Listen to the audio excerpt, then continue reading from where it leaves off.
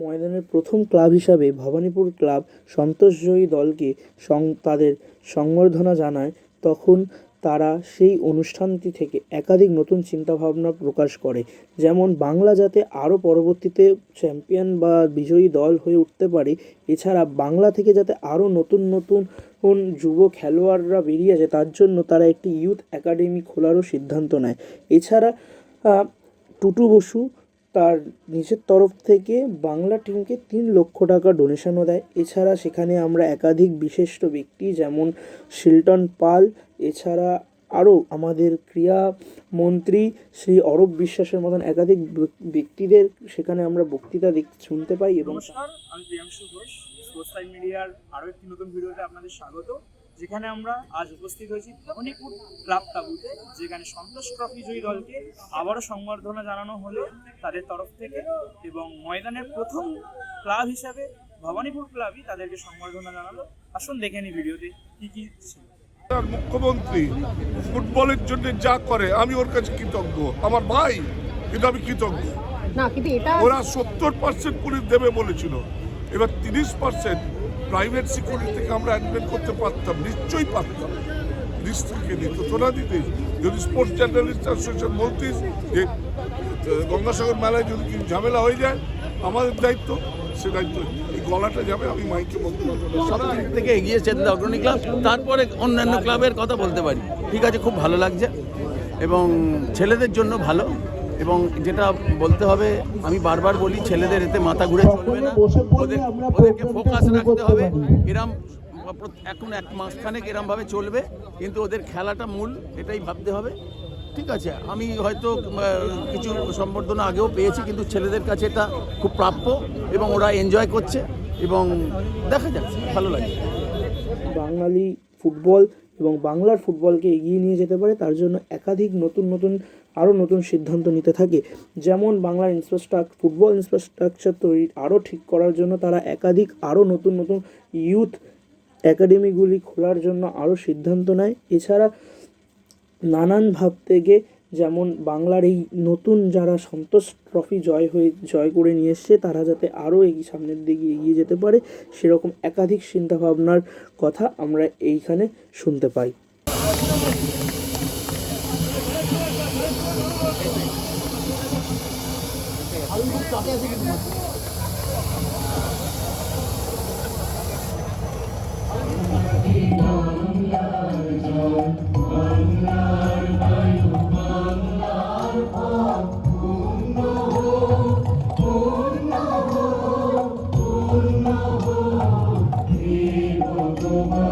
সন্তোষ ট্রফিতে দীর্ঘদিন পর সাফল্য এবং একটা জয়,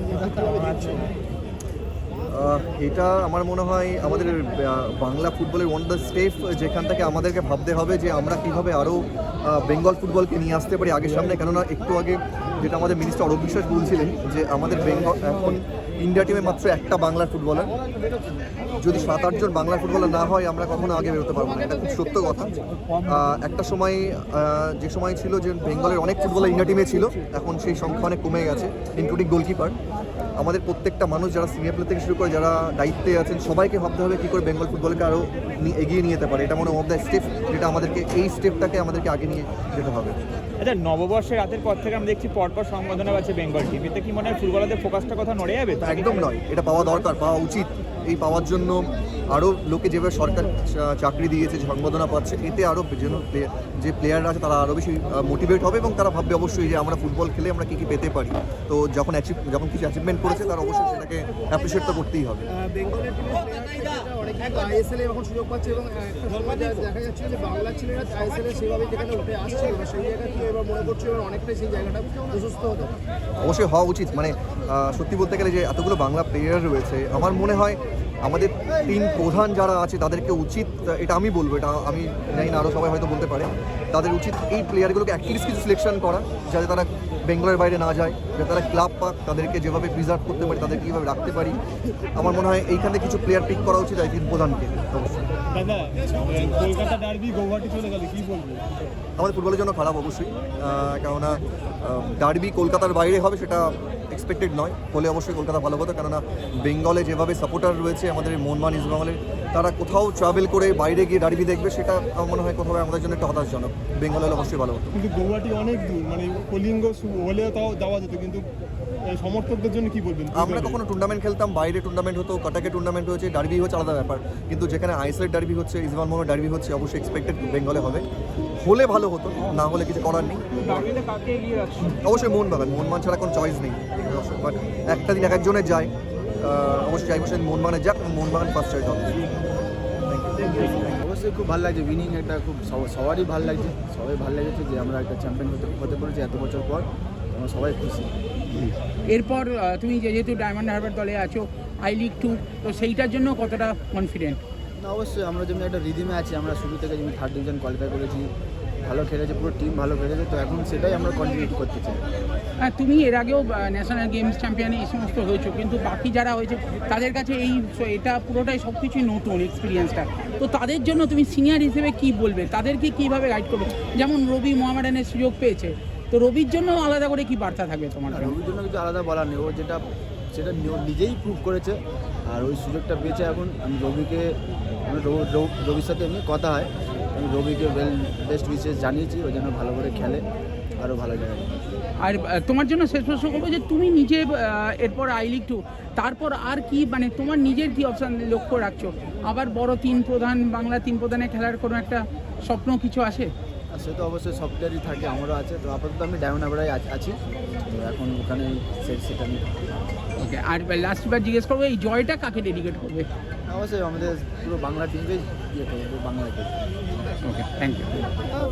যেটা জানতে চাইবো, ডার্বি চলে গেল হচ্ছে অন্য জায়গায়, হচ্ছে বাংলার বাইরে চলে গেল, এবং এত দেরিতে হচ্ছে আজকে সমর্থকরা এখন অবধি ফ্লাইটের টিকিট কেটে উঠতে পারেনি, এত দেরি। আমি জানি না কেন, কারণ ডার্বি তো অনেক দিনই ডিসাইড হয়ে গেছে কলকাতায় হবে না, এই শেষমেশ করে দেরি করে, এটা তো নয় যে শুধু ইস্টবেঙ্গলের সাপোর্টাররা পৌঁছাতে পারবে না, মোহনবাগানের সাপোর্টাররাও তো পৌঁছাতে পারবে না, এটা একটু দুর্ভাগ্য।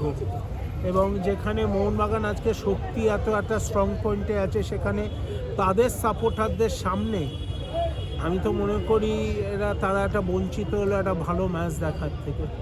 আচ্ছা, 12 তারিখ সকালে কিন্তু শ্রীভূমির ম্যারাথন, সেই ম্যারাথনে কিন্তু পুলিশ প্রোটেকশন দিতে পারছে, কিন্তু 11 তারিখ ডার্বি দিতে পারছে না, এটা নিয়ে কি বলবেন? দেখুন, 12 তারিখ একটা ম্যারাথনের যা পুলিশ লাগবে, আর একটা মোহনবাগান ইস্টবেঙ্গলের যা সিকিউরিটি প্রেশার আর যা সেটা একটা আলাদা প্রবলেম। এবং এটা আজ নয়, এই যে মকর সংক্রান্তিতে পুলিশের অভাব, যারা ময়দান করে, যারা সাংবাদিকরাও ময়দান করে, যারা কর্মকর্তারাও করে, তারাও জানে যে এটা ছোটো ম্যাচেও পুলিশ দেওয়া যায় না। সো সেইটা তো সবারই জানা উচিত ছিল না। কাকে দিল বলে আমি আর হতে পারলো না, তাকে অজুহাত খাড়া করে তো লাভ নেই। আজকে কি দাঁড়ালো? আজকে অধিকাংশ সদস্য সমর্থক তারা কলকাতায় খেলা দেখতে পাচ্ছে না। তো আমার তো অন্য হিসেব করে লাভ নেই, এটা আমাদের ব্যর্থতা, মেনে নেওয়া উচিত। আচ্ছা, এর আগেও বহুবার ডার্বি ক্যান্সেল হয়ে অন্য রাষ্ট্রে করা হলো, তো এই দিক থেকে আপনি কাকে এটা কিছু করার ছিল না, কারণ লাস্ট মিনিটে যখন হয়েছে, আইএসএল এর এখন শিডিউলটাই এমন যে ওরা আর পিছোতে পারেনি। আইএসএল আমি শুনেছি তারা বলেছে যে যখন ফিক্সচার দিয়েছিলাম তখন আমাকে চেঞ্জ করতে বলা হয়নি কেন, তাহলে অনেকভাবে চেঞ্জ করা যেত। সো দোষারোপ করে আর লাভ নেই, এখন ডার্বি হচ্ছে কলকাতার বাইরে, সেটাই আমাদের মেনে নেওয়া ভালো। Thank you.